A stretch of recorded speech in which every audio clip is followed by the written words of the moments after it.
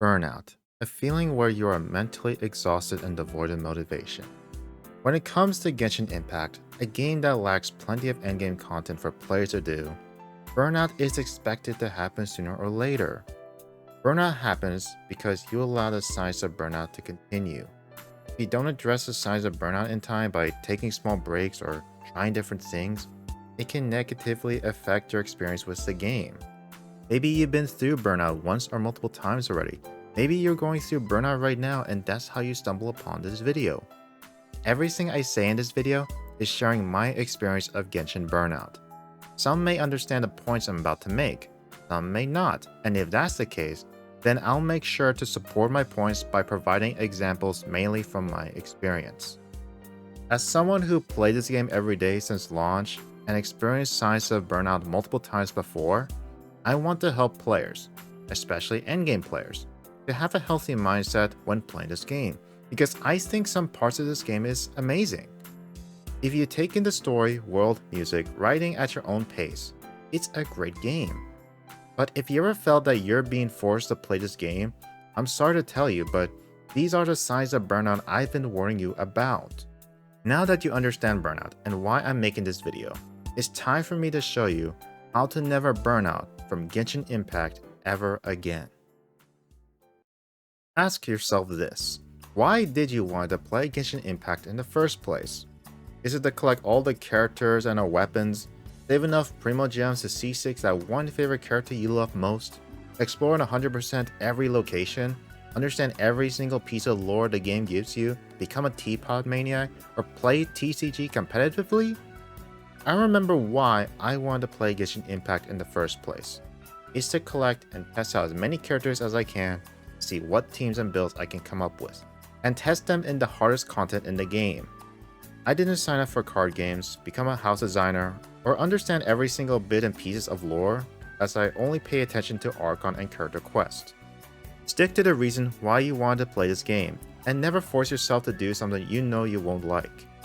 FOMO is one of the most common reasons for burnout, because if you don't do your dailies and complete events, you'll miss out on exclusive weapons, Primo Gems, limited time quests, and that can make you feel trapped as if the game is telling you to play every day, because you'll need those Primos for the upcoming 5 stars.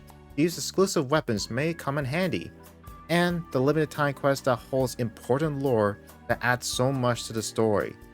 FOMO sucks, because it's the game's primary way to keep players playing, or else they'll be punished for missing out. I have a few suggestions to make FOMO much easier to deal with. Find the good motivation to play the game by any means necessary, whether it's looking at game trailers, watching your favorite content creator reacting to the updates, and chatting with people who are looking forward to it. It's very important to have something to look forward to in order to complete these limited time activities with ease. For example, I'm doing all my dailies and completing events to save enough Primo Gems to guarantee to power Archon and her weapon.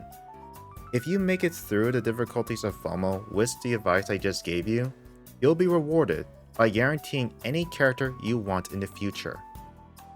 Continuing the topic of getting motivated and looking forward to upcoming patches, it's also very important to never set your expectation too high, because after playing this game for 4 years, it's always the same stuff. People getting overhyped for patches. After the new patch came out, people start complaining that they didn't get everything they wanted, and then the cycle repeats itself. It's fine to look forward to the upcoming patches, but never expect so much from this game if you don't want to risk being burnt out from disappointment. Take me for example. Just a quick disclaimer before I give my example, I've already discussed some of it in my Dia guide, and I want to let everyone know that I'm completely neutral with the game right now. I'm just giving my example to make sure people understand my point. There was that one time last year where I was on the brink of quitting entirely, because I had high expectations for a character I was waiting for so long, and that was the only instance where I was genuinely upset at a company's decision making, which led me to play less and stop making videos about the game for several months until Fontaine came out. Please use my example to never put yourself in a situation like I did, because it sucks, and there's no point in moping about it when it's something that's almost completely out of your control. With that being said, I sincerely hope that Natlan brings surprises to everyone, which is how much the big update will add to the game, like characters that can help with underrated characters kits, added mechanics that can be used outside of Natlan, and story that can exceed its last one. I won't set my expectations that high, so I can at least enjoy the update for what it is, and even if it doesn't meet any of my expectations, at least the thing that happened last year won't happen again. Don't feel pressured to catch up on the main quest so soon, because once you're all caught up with the main content of the game, you'll soon realize that there's nothing more significant to do until new updates comes out. The main story is the main takeaway that everyone keeps coming back to, and once you sunk your teeth into the new content and complete it within a few hours, especially on the same day the patch was released, you'll have to wait a few months to receive new story content.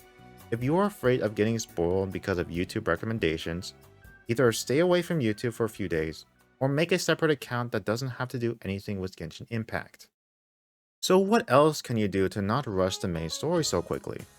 Let me do you a favor and introduce you to Honkai Star Rail, Withering Waves, and Zenless Zone Zero. Not interested in maintaining more gacha games? Well, explore the world of real single-player games with no microtransactions, like the Persona games, Baldur's Gate 3, Nier, Devil May Cry, and Elden Ring. Why am I introducing you to other games when this is a video about Genshin Burnout? Because this game is never meant to be played for more than a few minutes every single day, due to the insane amount of downtime between patches. And another reason why I'm introducing you to other games is because there are many things in this game that were overlooked. For example, the abundance of voiceless dialogue. Now let me first say that having voiceless dialogue is fine to have as long as it's either short or have a skip button, but none of that was provided in the game, which leads to many moments to where you ask, does this dialogue add anything to the plot? There are too many voiceless dialogues in the game, and as someone who has played this game since launch, I grew tired of it over time. There were a few instances with World Quest where I believe having voice dialogue would enhance the quest experience magnificently, like the one with Jet, which I believe to be the most deserving of having voice dialogues due to how sad and dramatic the writing is. Next is the ongoing issue with the lack of proper custom artifact loadouts, and it's currently frustrating at its peak right now since I have to manage artifacts for 18 different characters before starting Imaginarium's Theater. The current artifact system is not made for endgame content, and if Hoyoverse wants to make endgame content replayable and enjoyable, please add presets that we can customize ourselves so we can focus more on the gameplay than organizing our gear for several minutes. Finally, the Paimon shop, which hasn't been updated in years to help players get copies of the latest 4 stars. There were 2 instances where I just wanted to get 1 copy of Kurara, but I couldn't get her because I was unlucky, and I couldn't risk to wish anymore since I don't want another copy of Yaimiko, and I didn't want to risk getting Sana or Ayato right before Navia's banner. I am the customer who dedicated my time and money into this game. If I feel at some point that the game does not respect the time and money I put into this game, I just do the minimum and go play a different game until they fix the issues I have with the game or until new content comes out. Now, I acknowledge their efforts to make more quality of life changes, like using resin to complete daily commissions, but it's never wrong to ask for more, and I hope they keep adding more changes that will make the game more convenient and enjoyable for everyone. If you're thinking of making a new account to help with Burnout, let me stop you right there before it's too late. Genshin is not friendly when it comes to replayability, due to losing all your characters that you probably spent your money on, the artifacts you grind so hard for, and having to hear all of Paimon's dialogues again without a skip button. If you make a new account just for nostalgic reasons, just look up a YouTube video explaining the whole story.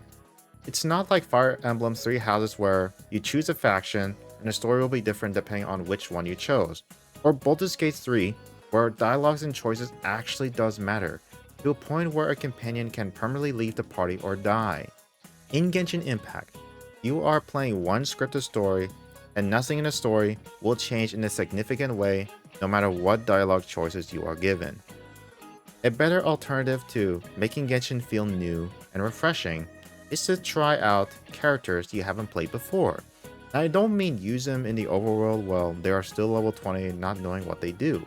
What I mean is leveling them up, learning how to use their abilities effectively, make teams that involve them, and challenge yourself to make them work in the hardest content in the game. There are many benefits to doing this, and I'll list them. You'll have reasons to keep farming and log on every day, helping with FOMO. It helps keep the game interesting by challenging yourself to make units work. Finally, it feels so satisfying to make units work that the fanbase dismissed to be garbage by getting all 36 stars in the abyss. While guides are there to help you have an easier time with the game, in my opinion, it takes away the fun of learning and figuring out things on your own. I'm not here to devalue guide makers, because as a guide maker myself, I understand why guides are needed for this game, because this game sometimes does a crap job of teaching you how to play the game. If you don't want to exhaust the game's content so soon, I suggest using guides after testing out the characters and modes out yourself for a few hours to see what you can come up with. Guides should not be used to get ahead of the game, because who exactly are you trying to get ahead of? Unless you are a content creator, there is absolutely no reason to rush out the new content that was just released. I didn't prepare Clorin's mats before she was released, and within about 10 days after her release, I got her mats, leveled her to 90, and tested out the Abyss, save her story for whenever I want to do them, which helps keep the patches last longer for me, compared to someone who prepares their mats, max out their levels, look up guides before testing them in the Abyss, completing their story, boom. You just ate through the entire patch like a bunch of piranhas within less than 3 hours. I need to remind you all that I respect guide makers very much, especially the ones who go the extra mile than what standard guide makers usually do. It's okay for players who start playing to look up guides, because this game kinda sucks at giving useful information. But to endgame players, being mindful with the lack of endgame content and regular updates so that you won't dry out the patches so quickly. This next solution of Burnout may be a double-edged sword depending on how you view it, but hey, why not be adventurous if there's nothing interesting to do in the game? I'm talking about interacting with other players. Now I know how annoying the main space can be, but as long as you stay away from the populated spaces, find a base community like my Discord server, you'll find cool people to chat and have meaningful conversations with. Let me tell you a small story before I use myself as an example yet again. I was passionate about the game in the beginning. I remember playing with my friends and messing around talking about how OP Venti was when we were doing the very first event. A few months later, I was the only one who continued to play this game regularly. When my friends quit playing, it felt lonely playing this game.